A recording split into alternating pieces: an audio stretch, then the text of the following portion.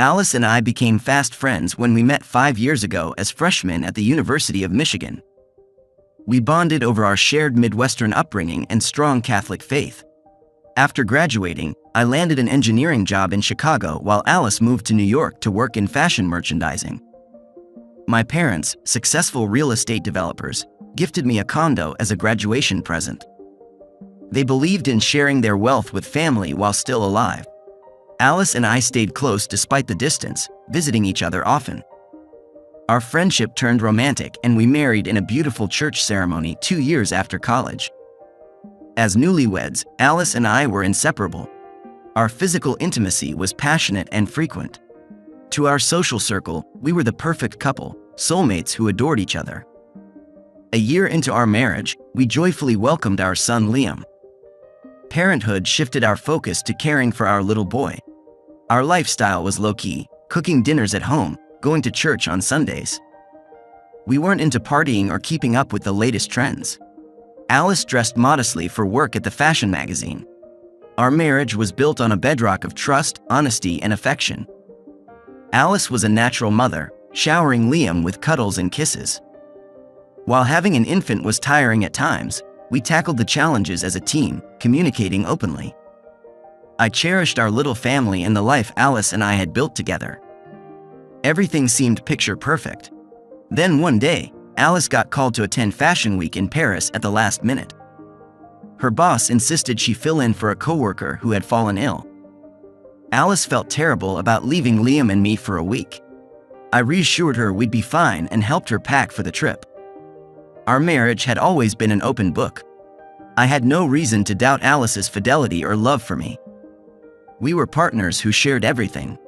The night before she left, we made love tenderly, reaffirming our bond. I dropped her off at the airport the next morning with a long hug goodbye. On the third evening of Fashion Week, I was home with Liam, trying to keep busy and distract myself from missing Alice. I'd just gotten our son to sleep when my phone buzzed with a text. It was from my college buddy Mark. "Hey man, random question, but is Alice in Paris for work right now?" I frowned at the message, a strange unease settling in my stomach as I typed back. "Yeah, she's at Fashion Week for her magazine. Why do you ask?" The typing bubble appeared, disappeared, then popped back up. This is going to sound crazy, but I swear I just saw her having dinner with some guy at a restaurant here. I'm in Paris for a photography gig. I stared at my phone, rereading Mark's words over and over. It had to be a mistake. Alice would never betray me like that. We had a child, a life together built on complete love and trust. Still, I couldn't shake the knot of dread forming in my gut. "Are you sure it was her?" I messaged back, my hands shaking slightly. What did she look like? What was she wearing? Who was the guy? A long pause, then, stand by. I waited for several agonizing minutes, pacing the living room, running my hands through my hair. Liam cried out in his sleep and I rushed to soothe him, but my mind was racing. Finally, my phone pinged again. I snapped a quick pic from across the restaurant. Didn't want to send it in case I'm totally off base. "Let me know if you want me to though." My mouth went dry. I hesitated, finger hovering over the keypad. Did I really want to see photographic evidence if my wife was cheating on me? Could I handle that? But I had to know the truth, even if it destroyed me. "Send it," I typed back with numb fingers. The seconds seemed to stretch into hours as I waited for the picture to load. When it finally did, I felt like I'd been punched in the stomach. All the air left my lungs in a harsh exhale. It was unmistakably Alice. She wore a slinky black cocktail dress I'd never seen before, cut low in the front and clinging to her curves. Her long dark hair was swept up in an elegant twist, a few tendrils framing her face. She looked stunning, her green eyes sparkling, red lips curved in an intimate smile. But it was her dinner companion that made my blood run cold. The man sitting across from her was devastatingly handsome in a sleek, expensive suit. Wavy black hair, chiseled features, a roguish smile. He oozed wealth, confidence, and charisma. And the way he was looking at my wife, the way their hands were clasped together on the tablecloth. I felt like I was going to be sick. Anger, disbelief, and anguish battled for dominance inside me as I stared at the photo, unable to look away. How could Alice do this to me, to our family? I thought I knew everything about her, that we shared a soul-deep connection. Had it all been a lie? With trembling fingers, I hit the call button next to Alice's contact photo, the one of her smiling in the sunlight with Liam in her arms. It rang once, twice, 5 times before clicking over to voicemail. I hung up without leaving a message, a sinking feeling in my stomach. 15 minutes later, just as I was debating calling again, a text from Alice popped up on my screen. "Hey babe, sorry I missed you. I'm at a work dinner and couldn't step away. I'll give you a call as soon as I can. Kiss Liam for me. Love you." I stared numbly at the words, reading them over and over again. More lies, so easily deployed. I felt like I didn't know my own wife anymore. Had I ever? Suddenly, I needed more proof, more answers.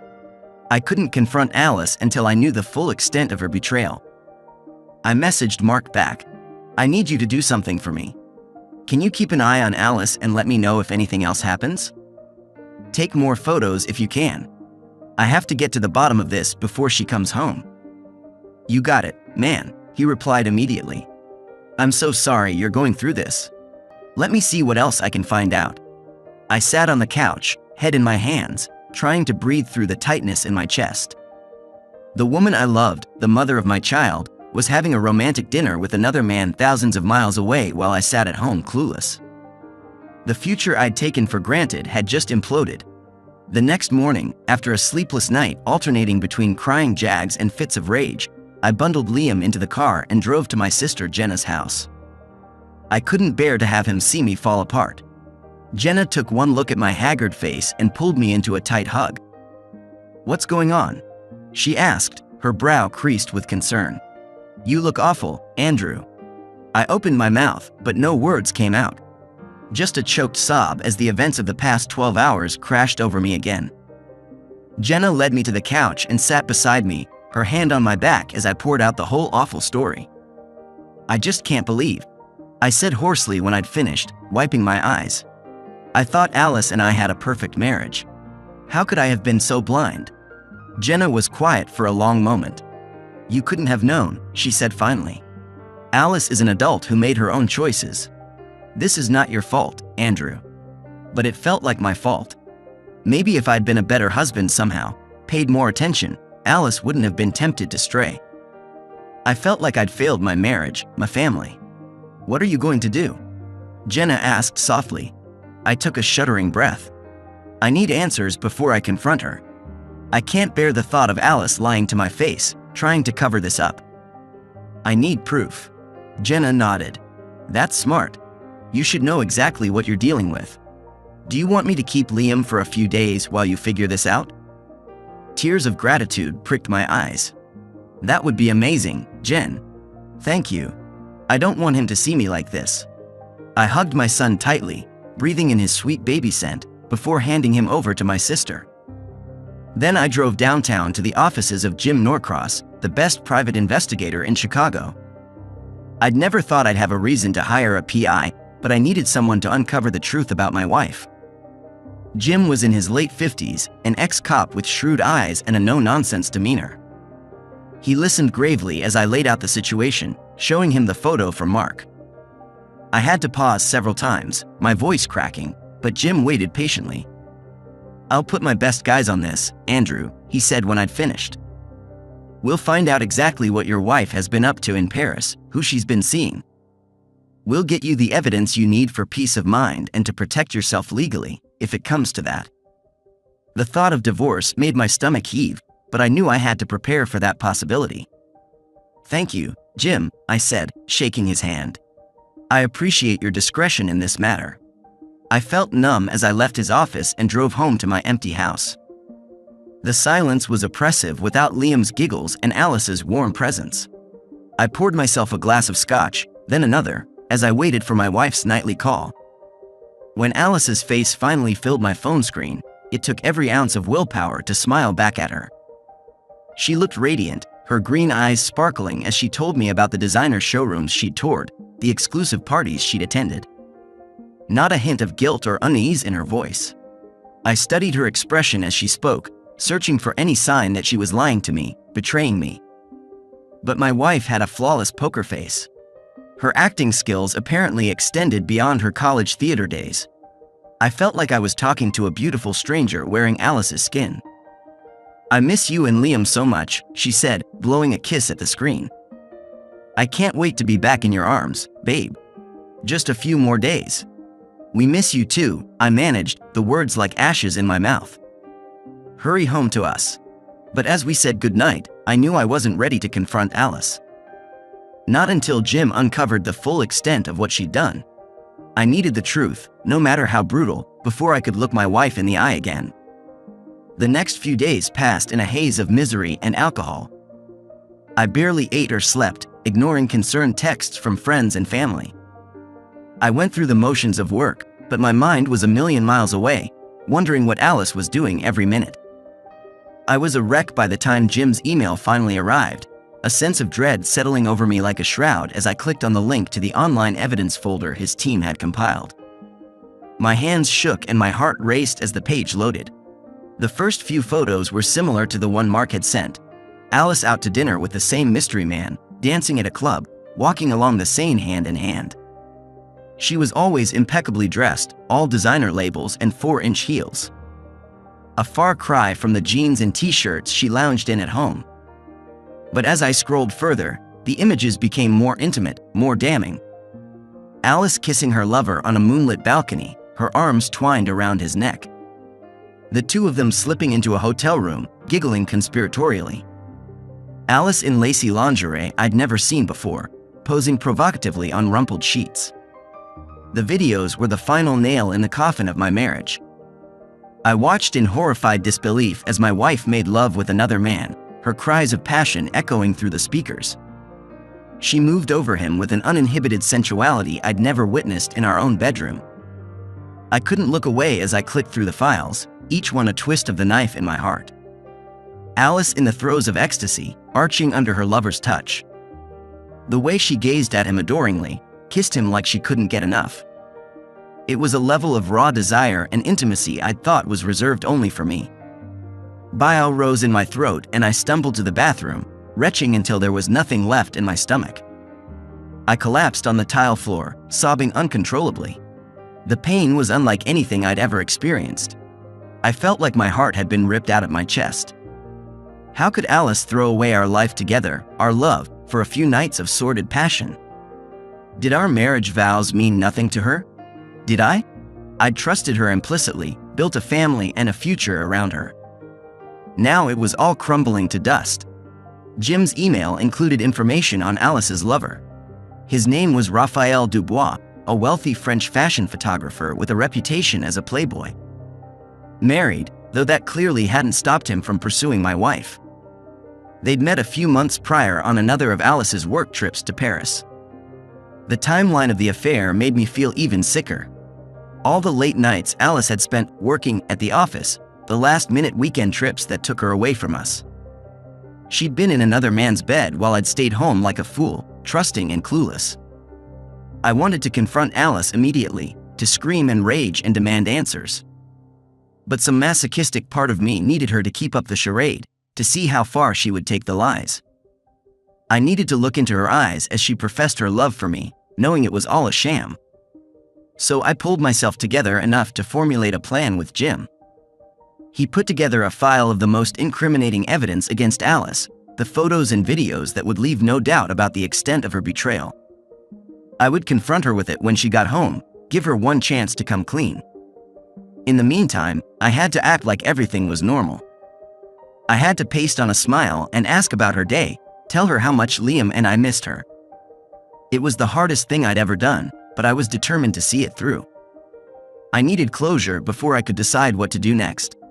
The night before Alice was due back from Paris, I lay awake in our bed for hours, my mind churning. I'd taken the next day off work, arranged for Liam to stay with my parents.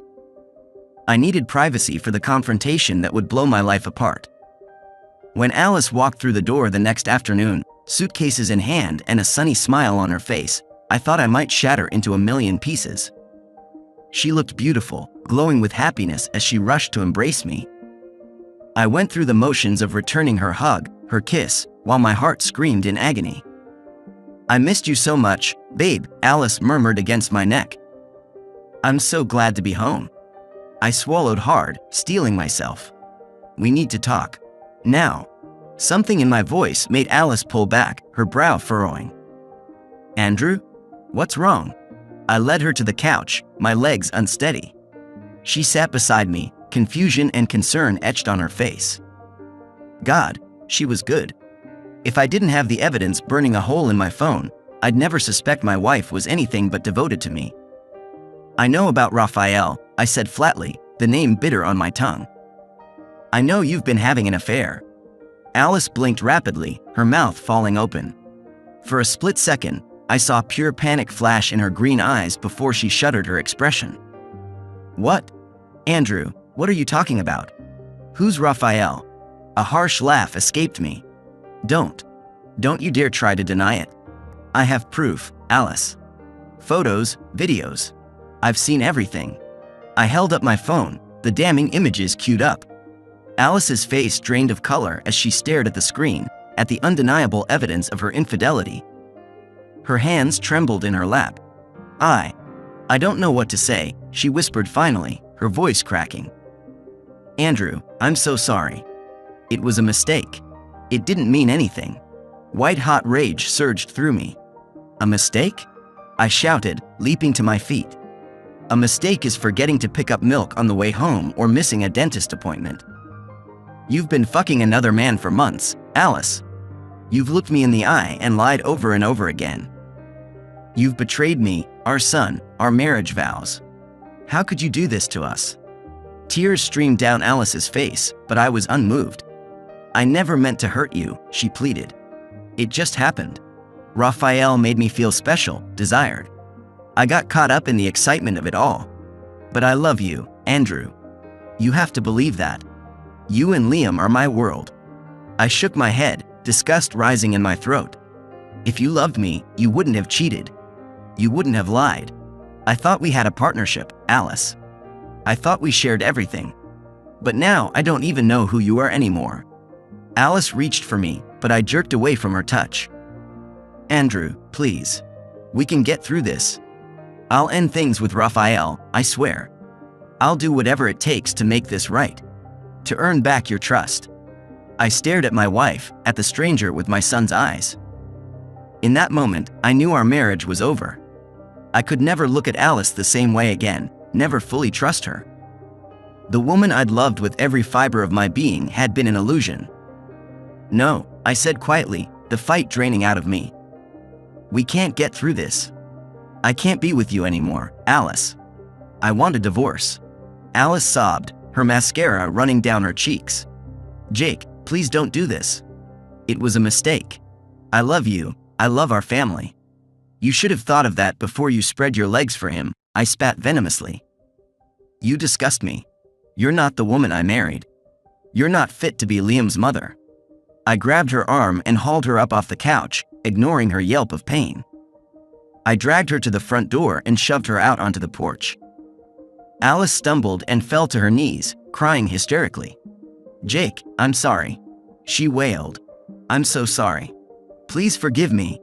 I threw her suitcases out after her. "Get out of my sight before I do something we'll both regret," I growled. "You'll be hearing from my lawyer." With that, I slammed the door in her face, cutting off her anguished pleas. I slid to the floor, my whole body shaking with rage and grief.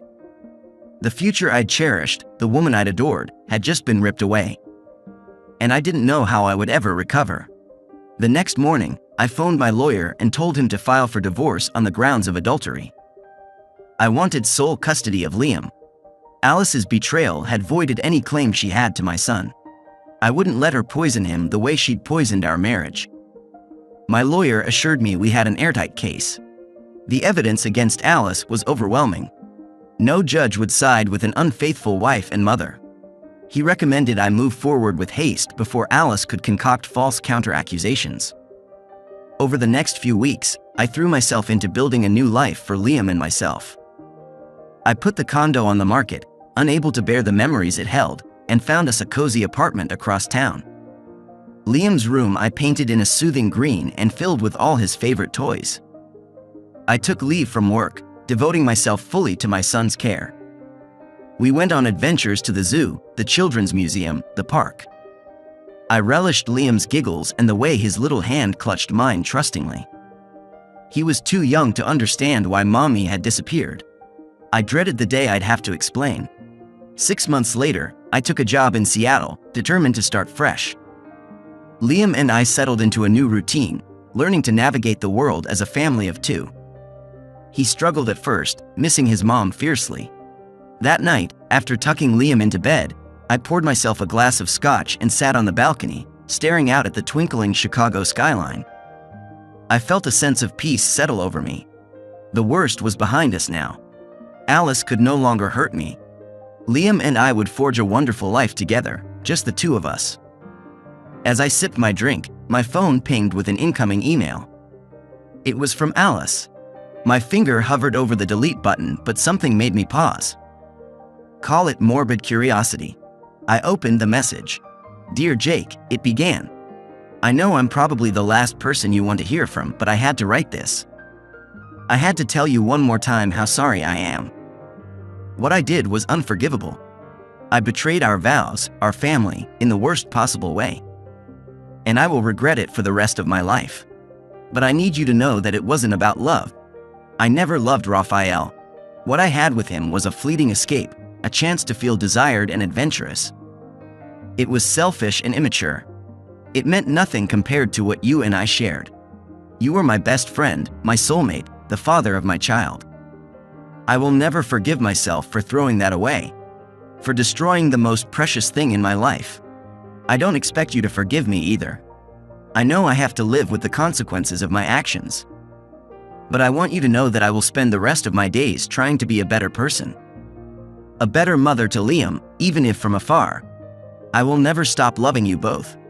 I hope that someday you can think of me with something other than hatred.